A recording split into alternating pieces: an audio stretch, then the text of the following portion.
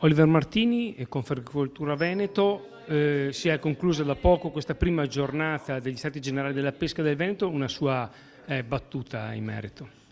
Mi fa piacere che ci siano le parti politiche tranquille, sedute ad ascoltare, perché a volte le problematiche vengono affrontate in momenti dove il tempo a disposizione è molto poco e bisogna vedere se hanno veramente voglia di affrontare argomenti anche spinosi come quello che riguarda le valli, cioè la presenza inaccettabile dei cormorani in quantità così elevata che da anni non è affrontata.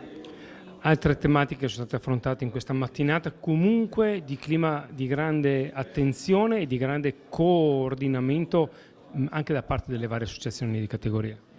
Sì, noi rappresentiamo una categoria abbastanza particolare perché gestiamo di fatto delle porzioni di laguna chiuse e quindi non facciamo parte, diciamo così, del mondo della pesca estensiva, delle vongole o della pesca in laguna o in mare. Quindi noi gestiamo dei territori molto delicati con risorse nostre proprie, private, per una quota parte di circa il 30% del territorio.